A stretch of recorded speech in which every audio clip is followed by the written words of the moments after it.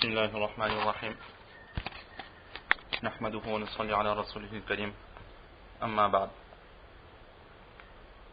وعن أبي هريرة رضي الله تعالى عنه قال قال رسول الله صلى الله عليه وسلم قال الله تعالى كذبني ابن آدم ولم يكن له ذلك وشتمني ولم يكن له ذلك فأما تكذيبه إياي فقوله لن يعيدني كما بدأني وليس أول الخلق بأهون علي من إعادته وأما شتمه إياي فقوله اتخذ الله ولدا وأنا الأحد الصمد الذي لم ألد ولم أولد ولم يكن لي كفوا أحد وفي رواية ابن عباس رضي الله تعالى عنهما وأما شتمه إياي فقوله لي ولد وسبحاني أن أتخذ صاحبة أو ولدا رواه البخاري.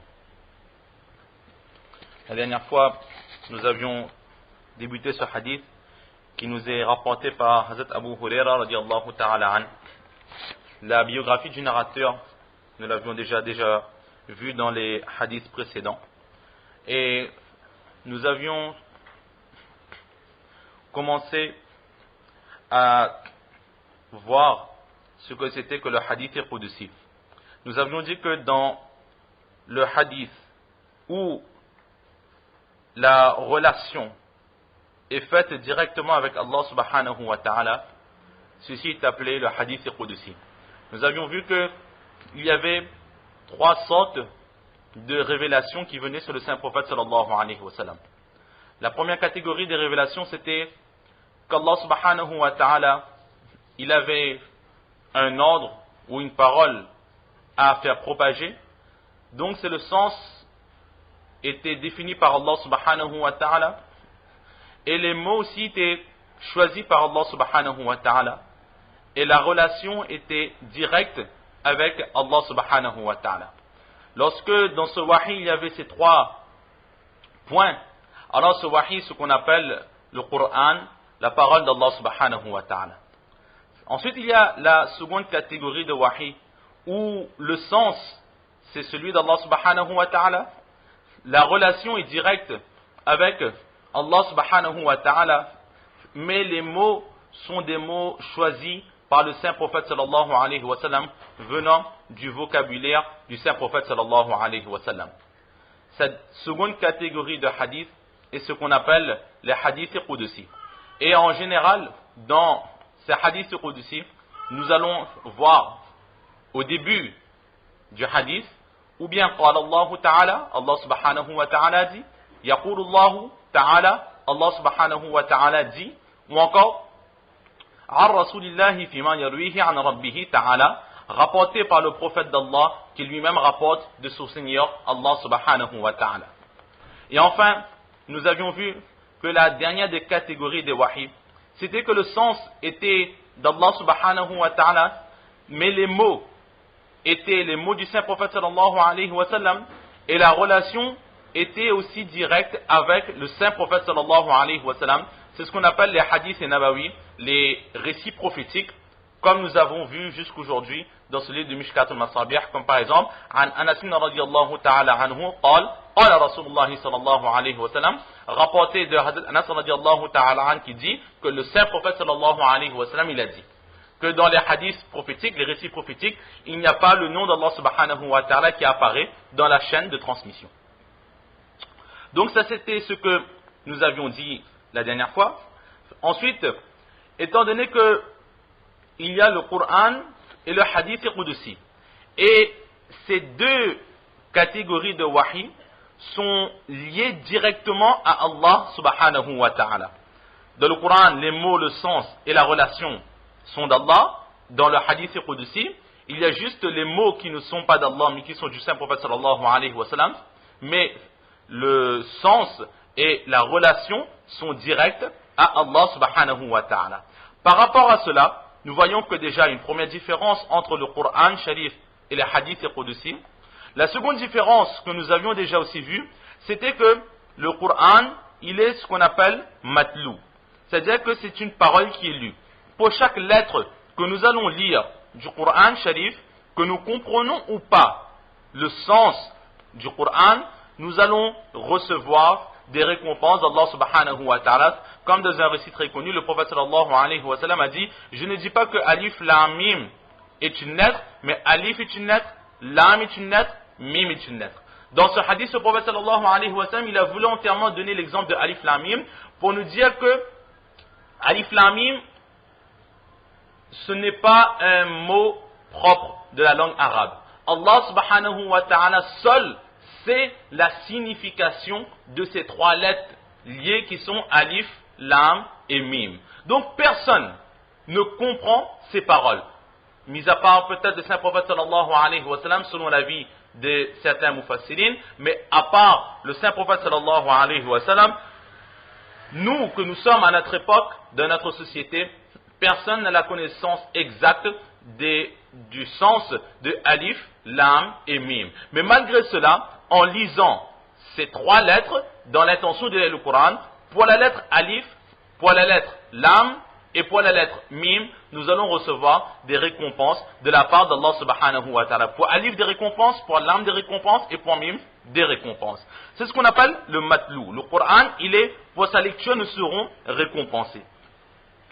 Alors que le hadith est qudsi, que nous comprenons le sens ou que nous ne comprenons pas le sens, nous pouvons lire les hadiths qudsi ou même les hadiths nabawi, les récits prophétiques, à maintes et maintes reprises, mais nous ne recevrons point de récompense pour chaque lettre qui seront prononcées dans la lecture de ces hadiths. Oui, en mettant en pratique, en propageant ou autre, nous serons récompensés, mais pour la simple lecture de ces hadiths, pour les lettres que nous allons prononcer, il n'y aura pas de récompense attribuée par Allah subhanahu wa ta'ala.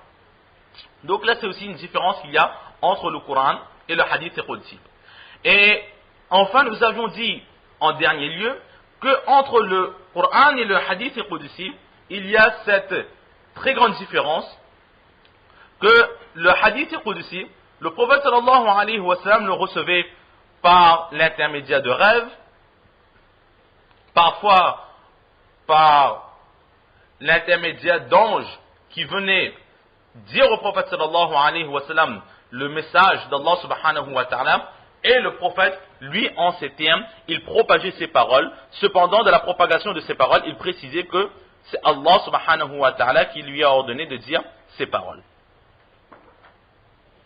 Ou encore, le hadith qudsi, il pouvait venir par l'intermédiaire de ilham. C'est-à-dire que Allah subhanahu wa ta'ala mettait dans le cœur du saint prophète sallallahu alayhi wa sallam le message qu'il voulait faire passer, et ensuite le prophète sallallahu alayhi wa sallam, il le propageait.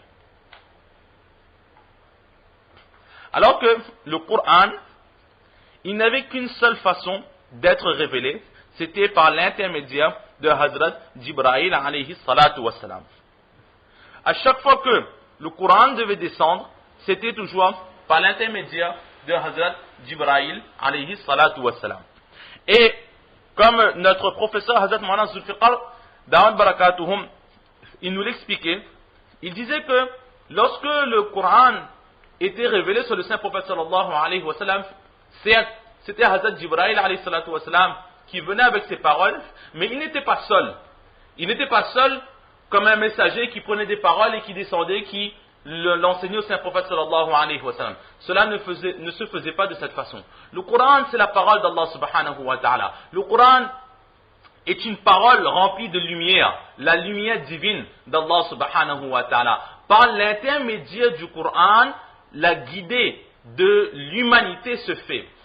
Si le Coran il est là, si aujourd'hui des personnes sont sur la guidée, Allah nous a choisi pour l'avoir reconnu comme notre Seigneur absolu, notre Dieu. Ce n'est que par l'intermédiaire des enseignements qu'il y a dans ce Coran.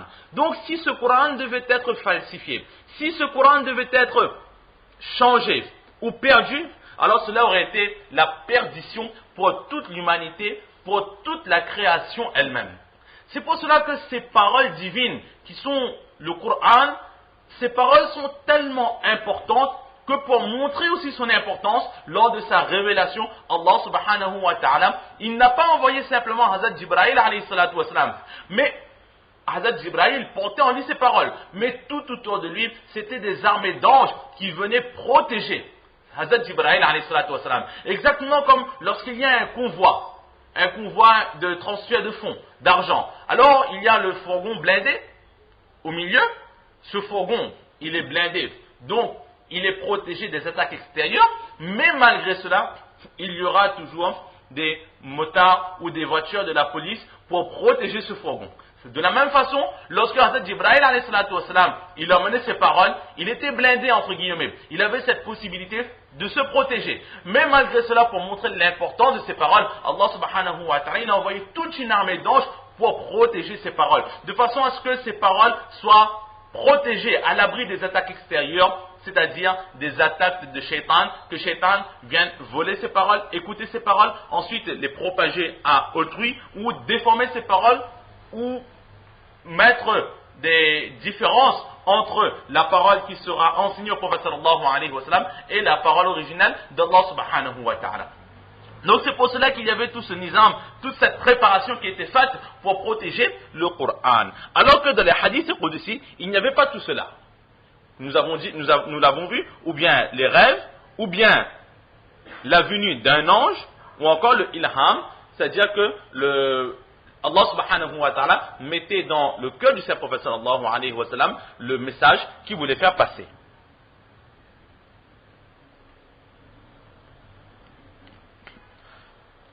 À présent, les muhaddithin, ils s'arrêtent sur ce hadith qudsi et ce Coran, et la question se pose du Coran et du hadith. Qu'est-ce qui a le plus de valeur? Étant donné que les deux sont reliés directement à Allah subhanahu wa ta'ala. Alors, du Coran et du hadith, lequel a le plus de valeur?